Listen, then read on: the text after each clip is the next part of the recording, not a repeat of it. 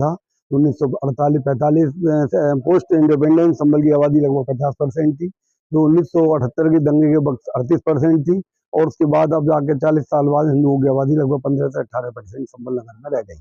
और ये पलायन इसी बात का प्रतीक है, चूंकि हिंदू असुरक्षित है। तो ये विषय हमने रखा था कि डेमोग्राफिकली हमको स्ट्रॉन्ग करने के लिए सरकार को स्टेप्स ले, नंबर 1। नंबर 2, हिंदुओं की सुरक्षा के लिए यहाँ पर एक आर्मी का रिइंफोर्समेंट कॉलम सेंटर माननीय रक्षा मंत्री जी राजनाथ जी को हमने प्रतिवेदन दिया, माननीय अमित शाह जी के लिए भी केंद्रीय मिलिट्री फोर्स का एक सेंटर यहाँ पर संभल में बनाने के लिए, पीएसी की बटालियन के लिए, और हिंदुओं को सुरक्षित करने के लिए जिला मुख्यालय संभल नगर में स्थापित करने की मांग हमने रखी थी, जिस पर कोई जिला मुख्यालय के मसले में तो हमारे साथ न्याय नहीं हो सका है। और हिंदुओं को कैसे सुरक्षित किया जाए, ये विचारणीय प्रश्न अभी भी खड़ा हुआ है।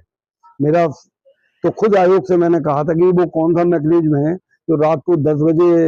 23 तारीख की रात को एडमिनिस्ट्रेशन ने सर्वे का टाइम सुबह 7 बजे रखा, और 8 घंटे के अंदर मोर देन 20,000 लोग की असेंबली कैसे हो जाती है, इस मैकेनिज्म के बारे में जरूर पता किया जाना चाहिए। कहाँ से इतनी बड़ी भीड़ आ जाती है दंगाइयों की, ये भी एक बड़ा विचारणीय प्रश्न है, जिसके ऊपर निश्चित तौर से आयोग ने अपनी फाइंडिंग्स में रखा होगा, और संभल में हिंदुओं को सुरक्षित करने के लिए मेहनती आवश्यकता है। जिस तरह से यहाँ पर 1947 में यहाँ पर जो रिपोर्ट में बताया गया है कि 45% हिंदू आबादी थी, लेकिन वर्तमान में जो है 15% रह गई है,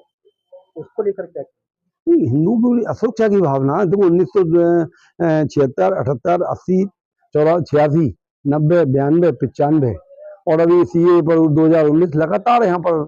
दंगे नाखुशगवार वाकई होते रहे। हिंदू कैसे रन अप करे, ये विचारणीय विषय है।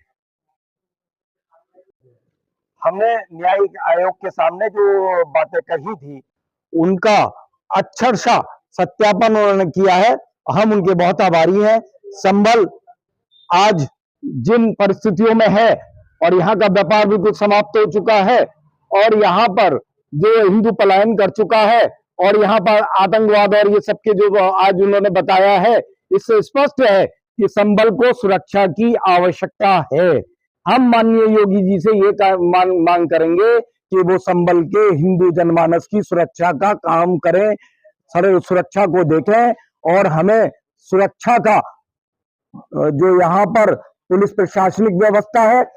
मिलिट्री की व्यवस्था है, वो यहाँ पर करें, जिससे हम लोग अपने आप को सुरक्षित महसूस करें और पलायन रुक जाए।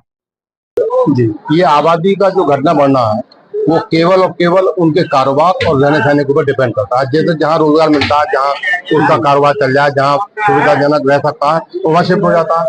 तो ये तो कोई बात नहीं हुई कि 45% या 15% नहीं। बहुत से इलाकों में मुसलमान जो है कम हो गए, तो इट नेवर मीन्स के जो है वो किसी कारण से कम हुए, केवल और केवल जो है वो कारोबार और रहने सहने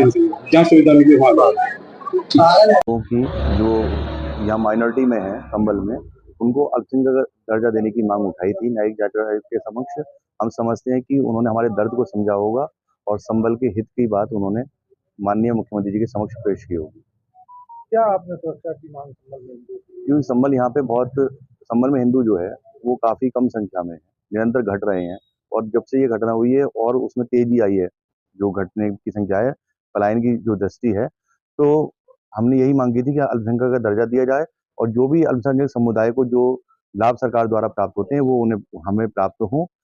इसी क्रम में हमने मांग भी की और अपनी सुरक्षा की मांग की कि हमें सुरक्षित माहौल प्रदान किया जाए, पुलिस मुख्यालय बनाया जाए, पुलिस लाइन यहाँ पर प्रत्येक दशा में जब भी हमें कहीं आवश्यकता हो, हम कहीं भी प्रशासन को सूचित करें तो हमें सुरक्षा उसी समय प्रदान की जाए। अब न्यायिक आयोग की रिपोर्ट मुख्यमंत्री तक पहुंच गई, तो क्या उम्मीद आपको? हमें यही उम्मीद है कि उन्होंने कहीं ना कहीं जो बातें हमने जो उनके समक्ष मांग अपनी उठाई थी वो उन्होंने वहाँ उनको बताई होंगी, और उस पर कहीं ना कहीं हमें पूरा विश्वास है माननीय मुख्यमंत्री जी पे कि हमारे लिए वो सोचेंगे, हमारे दर्द को समझेंगे, और संभल के हिंदुओं की सुरक्षा के लिए कुछ कब में जो भय का माहौल है वो दूर हो, ऐसा प्रयास करेंगे।